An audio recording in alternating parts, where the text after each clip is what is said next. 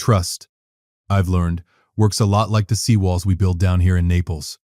Looks solid from the street. Nobody checks what's happening underneath until the water's already come through. My name is Desmond Wolf. I'm 40 years old, and for the better part of 12 years, I've let almost everyone in my life believe I'm a mid-level architect, scraping by on a modest salary, driving a 5-year-old Honda Pilot, complaining about the price of concrete like it actually keeps me up at night. It's a good act, mostly because it's the only thing that's ever reliably kept the wrong kind of person out of my life. Here's the part I don't lead with at dinner parties. My grandfather built Wolf Development Group from a single stretch of undeveloped land off Gulf Shore Boulevard into one of the largest privately held real estate and hospitality companies on the Gulf Coast of Florida. I grew up in a house in Port Royal, with a dock out back and a trust fund that, if I wanted to, could buy most of the block I grew up on. When you grow up like that, you get very good, very fast, at spotting people who are interested in you and people who are interested in what you're worth. So when I met Chloe 6 years ago, I didn't lead with any of it. She was sharp, funny, ambitious, a rising sales director at a luxury brokerage on 5th Avenue South, the kind of woman who could read a room in 4 seconds flat. I told her I was a junior architect trying to build a name for myself. She married the guy in the Honda Pilot. For 6 years, I thought I'd finally found someone who wanted me and not the Wolf name.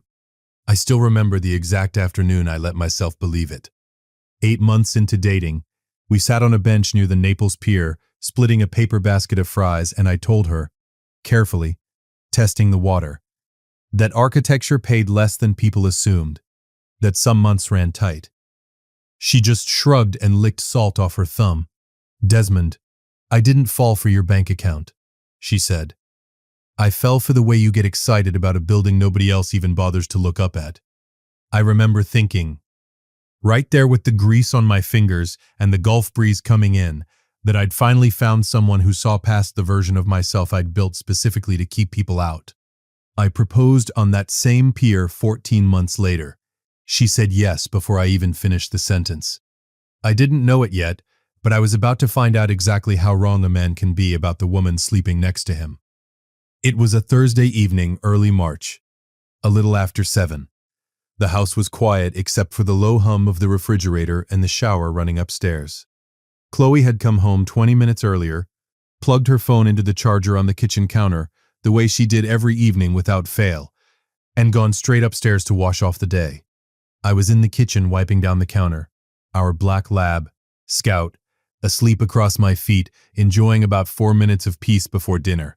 Chloe's phone sat on the counter, screen up, charging cord snaking off toward the outlet. It buzzed once, lit up at the edges. I wasn't trying to look, but the glow caught my eye the way headlights catch you at night. You don't decide to look, your eyes just go there. Unknown number. Last night meant everything to me. I stood there with the dish towel still in my hand, reading those 6 words twice, waiting for my brain to arrange them into something that didn't mean what it obviously meant. My heart didn't race. It just stopped. Then it started again, hard, like it was running to catch up with something that had already happened without it. I picked up the phone. Locked, but Chloe had used the same passcode since the day I proposed, our anniversary date. I typed it in. I opened the thread. I didn't need to scroll far to understand this wasn't new.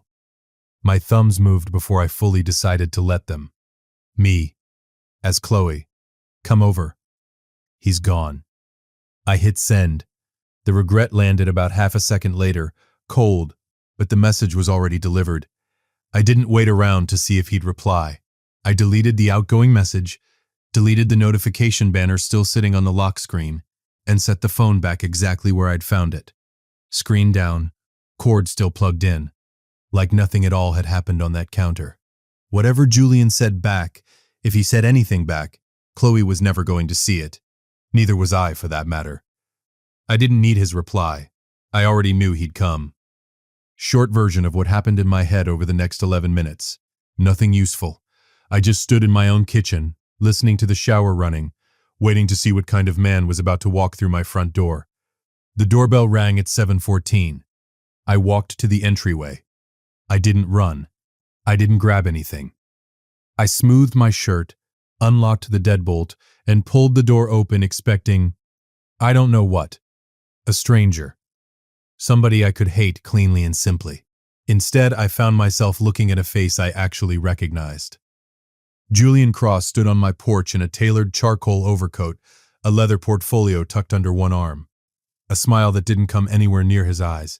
He was maybe 39, and I knew exactly who he was, because 6 weeks earlier a woman at the yacht club had pointed him out across the bar and called him, very quietly, the man you call when you need a problem to disappear. For a price. The corner of a document poked out from the edge of that portfolio, just enough for me to catch a glimpse of a bank logo before he shifted his arm and it disappeared again. Whatever he was carrying, it wasn't a love letter. I didn't know it yet, but Julian Cross wasn't my wife's lover. Not really. He was something a lot more expensive than that. Julian's smile faltered the second he registered my face instead of Chloe's. You must be Desmond, he said smoothly, recovering fast. I think there's been a misunderstanding, I said, finishing his sentence for him. Sure. He studied me for a second, the way you study a door you're not sure is locked. I kept my face blank. The same flat, mildly tired expression I wear when a contractor tells me lumber's up again. Here's the thing about being underestimated your whole life. You get very, very good at using it. I could have exploded right there on my own porch. Part of me wanted to. But Julian Cross doesn't strike me as a man who sticks around once things get loud. Men like that run, and when they run, they take whatever leverage they're holding with them. If I blew this up in the doorway, Chloe would panic, Julian would vanish, and I'd never actually find out what was going on. And whatever Julian told me right now, cornered on my own porch, would be a story built to get himself back to his car. Not the truth. I didn't want his version of events. I wanted paper. Bank records don't know how to lie to your face. So instead, I reached for my wallet. Whatever business you think you have here tonight is finished, I said quietly. You're going to turn around, walk back to your car, and forget this address ever existed. That's worth something to me. Name a figure. Julian blinked, clearly not expecting that particular move. Excuse me? I'm not interested in a scene, I said. And I'm not interested in an explanation tonight either. I've got my own way of finding out what I need to know. So here's how this goes. You walk out of here quietly, a little richer, and whoever sent you tonight never hears a word about it from me. Or we do this the loud way, and you lose whatever it is you actually came here for. Name a figure. He studied me a beat longer, then named one. I paid it in cash out of the small safe in my garage. Not a fortune, just enough to buy silence for one night. And Julian Cross walked off my porch without another word, portfolio still tucked under his arm. Like he just closed a very ordinary deal. Welcome back to Sweet Family Revenge. Grab your snacks, get comfortable, and remember, the people in these stories had every chance to behave themselves. They just chose wrong. Drop a comment, and be sure to subscribe. You're going to love it here. I stood alone in that entryway for a few seconds after Julian's taillights disappeared down the street. My hands, I noticed, weren't as steady as I wanted them to be. I hadn't cried since my grandfather's funeral, and I wasn't about to start over a stranger with a leather portfolio. But something in my chest ached in a way I hadn't expected. Not rage, not yet. Grief. Whatever I'd built with Chloe over 6 years, real or not, I'd believed in it completely. Believing in something and finding out it's hollow doesn't feel like anger first. It feels like standing in a house you built with your own 2 hands and hearing for the first time exactly how much the floor creaks. The shower shut off upstairs a few minutes later. Chloe came down in a robe, hair wrapped in a towel, and found me standing in the kitchen exactly where she'd left me. Was someone at the door? She asked, casual, drying her ear with a corner of the towel. Wrong address, I said. Guy looking for the Hendersons 2 doors down. She nodded, relieved in a way that told me everything. The shoulders that had been up near her ears since she got out of the shower dropped about an inch. But something in her eyes stayed tight. Suspicious. Like she wasn't sure she believed her own relief. She had no idea I'd just paid her blackmailer to leave. She had even less idea that I already knew exactly who he was. I didn't confront her that night. I made dinner. I asked about her day. I watched my wife of 6 years lie to my face about a stranger at our door, and I smiled and asked if she wanted wine with the salmon. Because here's what I understood standing in that kitchen. Chloe wasn't just cheating. If Julian Cross was involved, she was being bled dry by a professional. And whatever secret he was holding over her was big enough that she'd rather sleep with a man she was terrified of than tell her own husband the truth. I didn't know yet what that secret was, but I intended to find out before she found out anything at all about me. The next morning, I did something I hadn't done in almost 4 years. I called Grant Ellison. Grant is 61, has managed the Wolf family trust since I was 28, and has a voice like a man who's spent 3 decades making sure nobody ever gets to surprise him. Desmond Wolf, he said when he picked up. Dry as ever. To what do I owe this rare pleasure? Did the concrete finally win? I need the Chloe file pulled, I said, sitting in my truck in the parking lot of a job site I wasn't actually visiting that day. Financial disclosures, anything filed with the state, and I need to know if there's been any activity on the house. The joking left his voice instantly. What kind of activity? I don't know yet. That's why I'm calling. Give me a few hours, Grant said. I'll have something before you need to be anywhere else today. He called back in just under 4. Friday afternoon, I sat across from Grant in his downtown office on Goodlet Frank Road, a mahogany table between us covered in more paperwork than I expected for a marriage I thought was, until Thursday, in reasonably good shape. She took out a second mortgage on the house 4 months ago, Grant said, sliding a document across the table. $240,000. Your signature's on it. I stared at the page. My signature. Close, careful, patient. Not mine. I never signed this, I said. I didn't think you had. Grant said, it's a good forgery. She's clearly had practice, or help. My chest did that thing again. Stopped, then caught up hard. Forgery. My own wife had forged my name on a $250,000 loan, and I'd spent 4 months complaining to her about the price of lumber like a man who genuinely couldn't afford new cabinets. There's more, Grant said, not unkindly. He pulled a second folder toward himself. I made a call to an old colleague who handles compliance work for luxury brokerages down here. Chloe worked in Miami before she moved to Naples, a firm called Sabal Point Realty. 3 years ago, an internal audit flagged a shortfall in client escrow accounts she managed, a little over $90,000. The money was quietly repaid before the audit closed, no charges filed, no public record, but somebody kept the paper trail. I sat back in my chair. The pieces slid into place with the kind of quiet click I usually only feel when a structural drawing finally makes sense. Julian Cross, I said. Would be my guess, Grant said. A man like that doesn't need much. An old audit file, a few loose ends nobody bothered burning properly. He's not blackmailing her over an affair, Desmond. The affair's just the delivery system. He's blackmailing her over embezzlement. How did he even get the audit file in the first place? I asked. That's not public record. You said so yourself. Grant flipped a page. According to my colleague, Chloe told him herself. Early on, before it was blackmail, when it was still just pillow talk, people confess things to a person they think is falling for them. He didn't have to steal the file. He just had to remember what she told him, then track down a copy of the original audit through a contact still working compliance at Sabal Point. After that, all he needed was a printed copy in a nice leather portfolio and a bar tab expensive enough to make the threat feel personal. That explained the corner of paper I'd caught a glimpse of on my own porch. He hadn't come to my door with love letters. He'd come with proof, the same way he probably always did, enough to remind her exactly what he was holding, in case she ever considered saying no to him again. How much has she actually paid him? I asked. Beyond the mortgage? Grant slid over a printed spreadsheet, 11 months of wire transfers out of an account I'd technically co-owned and never once checked.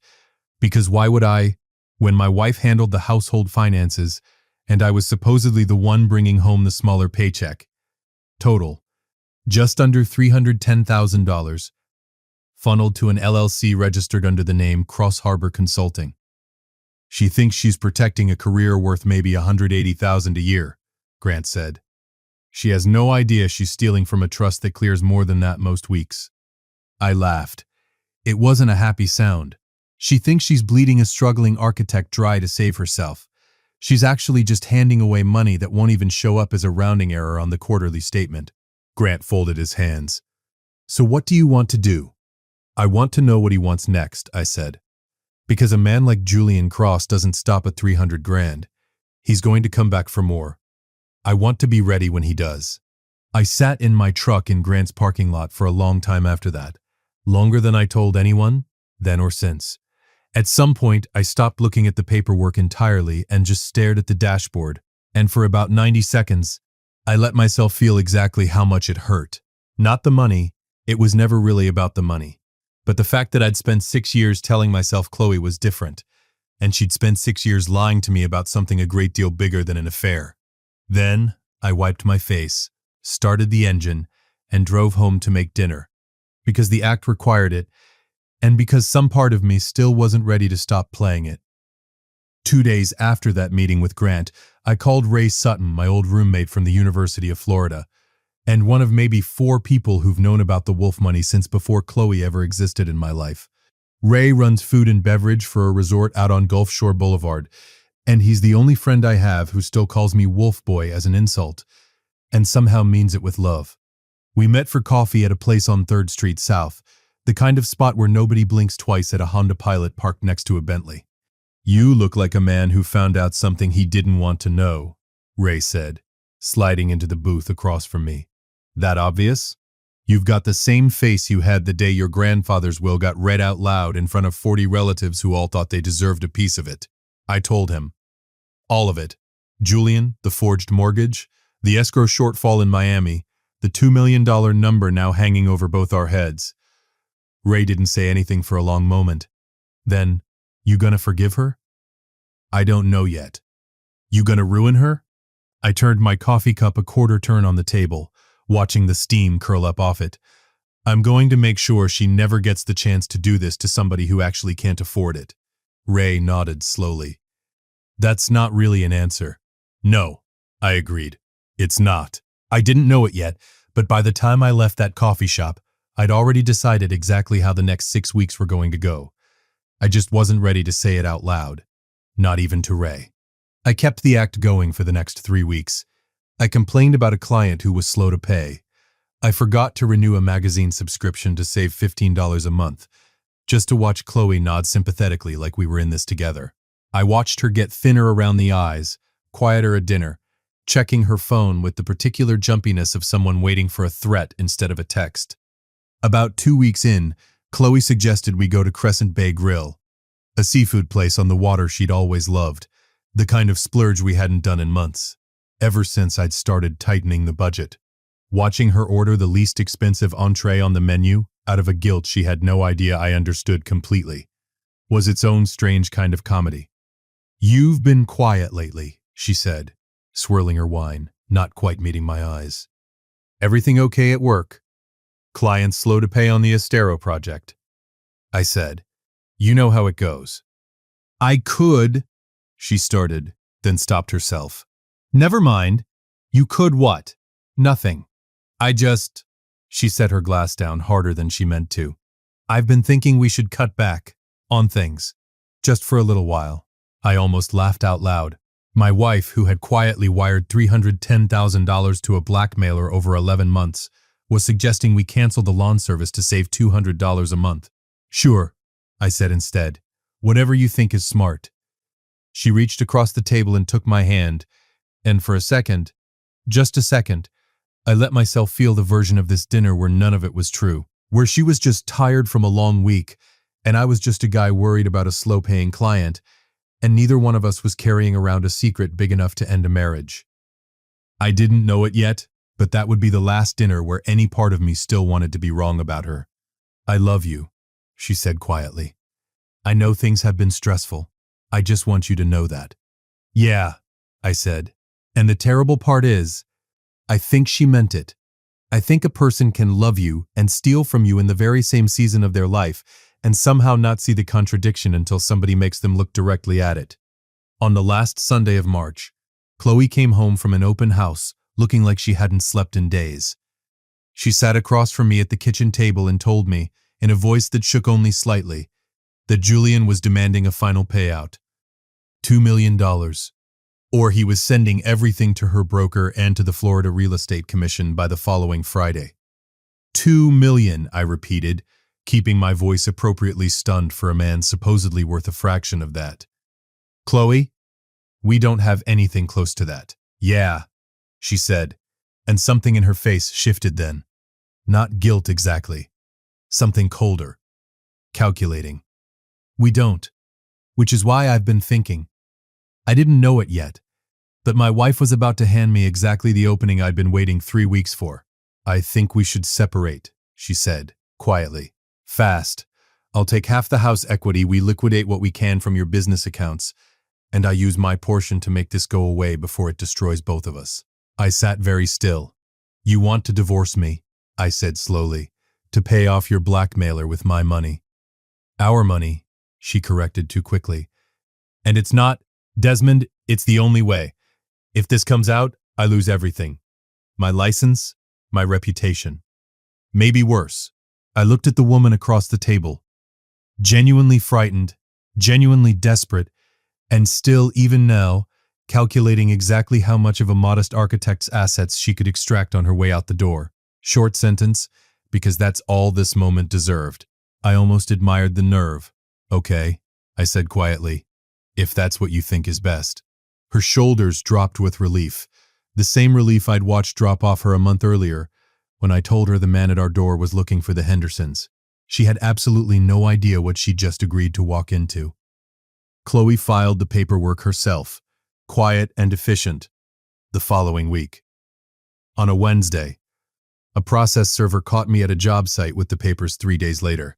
I signed for them without a word of protest, which seemed to genuinely unsettle her more than an argument would have.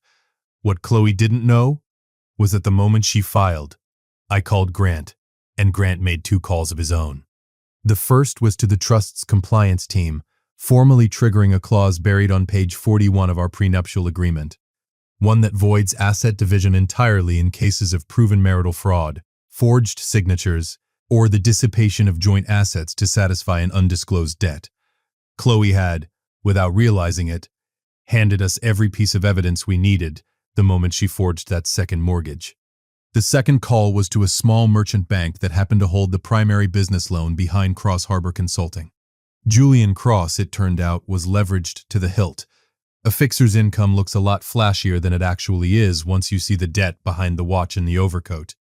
Wolf Development Group, through a blind holding entity, quietly purchased that loan in full. I now owned Julian Cross's debt, which meant, in every way that mattered, I owned Julian Cross. I didn't know exactly how satisfying that phone call from Grant would feel until I actually got it. Turns out, pretty satisfying. The final settlement signing was scheduled for the first Thursday in May at Ellison and Voss's downtown conference room, glass walls looking out over 5th Avenue South. Chloe arrived first, in a sharp cream suit, Julian Cross seated beside her like a lawyer. Though he wasn't one, she'd brought him along, I later learned, because he'd insisted on being in the room when the money changed hands. I walked in 7 minutes later, in a suit that actually fit the life I'd been hiding, flanked by Grant and 2 senior partners from the firm that had quietly managed $40 million of my family's liquid assets for the better part of 2 decades. Chloe's expression flickered the second she saw my face. Something about a man who's about to lose everything doesn't usually walk into a room looking that calm. Desmond, she said carefully, you didn't need to bring this many people. I disagree, I said, taking the seat across from her. I think this is exactly the right number of people. Grant opened the folder in front of him and slid a single page across the table toward Chloe. Before we begin, he said I want to walk everyone through Article 14 of the prenuptial agreement between Desmond and Chloe Wolf, specifically the clause addressing dissipation of marital assets through undisclosed debt and forged financial instruments. Chloe went very still. What is this? This, I said, is where I tell you the part I never told you in 6 years of marriage. I let that sit for exactly as long as it needed to. My grandfather built Wolf Development Group. My net worth, as of this morning, is a little north of $50 million.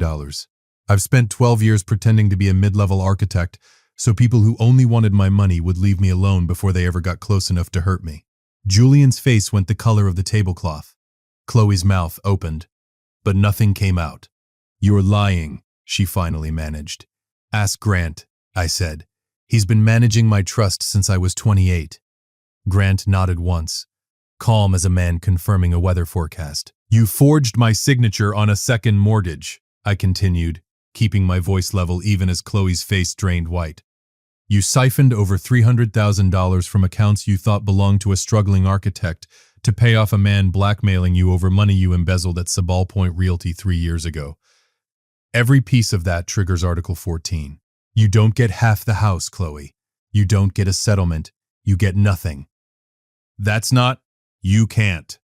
Her eyes shot to Julian, then back to me. "This is insane. You let me believe you married me for me," I said. "I think we're square." I turned to Julian, who by that point looked like a man doing math he badly did not want to do. "You, on the other hand," I said, "have a slightly different problem. Cross Harbor Consulting owes $3.4 million on a business loan. As of Monday, my family's holding company owns that debt, which means I own you, Mr. Cross, the same way I currently own most of the block you grew up admiring from the outside." You can't just," Julian started. "I can, and I did." I said, "Here's your choice. You sign a sworn statement detailing every payment Chloe made to you and why, and you testify to it if this ever reaches a courtroom. In exchange, I don't call in your loan tomorrow morning, or you walk out of this room today and Wolf Development Group owns Cross Harbor Consulting by Friday afternoon." Julian didn't need long to decide. He signed. Chloe sat frozen in her chair, the cream suit suddenly looking less like armor and more like a costume for a party that had already ended.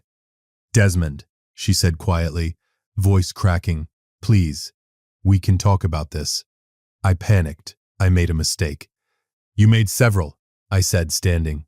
"Forging my name was the one I can't get past." I gathered my folder and walked out of that conference room without looking back. Not out of cruelty, but because for the first time in 12 years I didn't need to check whether anyone in the room actually wanted me, or just what I was worth. I already knew the answer, and for once, it didn't cost me anything to hear it. Chloe's brokerage license came under review 2 weeks later, after Grant's office anonymously forwarded the Sabal Point Realty audit file to the State Real Estate Commission. She moved into a rental off Airport Pulling Road by the end of May. Julian Cross left Naples entirely, last I heard, working some smaller angle in a city where nobody yet knows to check his overcoat against his actual bank balance. Grant called me that same week, ostensibly to close out the trust paperwork, though I suspect he mostly wanted to check on me the way he has, since I was 22 and lost my grandfather. "You holding up all right?" he asked, dropping the courtroom voice for something closer to an old family friend. "Working on it," I said, watching Scout chase a lizard across the backyard, blissfully unaware anything in the house had changed at all. "Turns out winning doesn't feel as good as I thought it would." "It rarely does," Grant said. "But it beats the alternative." He wasn't wrong. I still drive the Honda Pilot. I still complain about the price of lumber, mostly because concrete actually is expensive, and some habits aren't even acts anymore.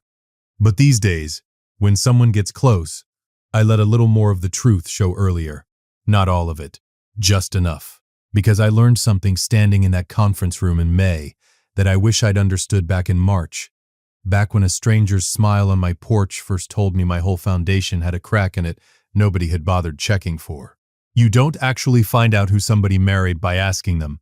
You find out by giving them a reason to think you can't see them anymore, and watching very, very closely what they do next.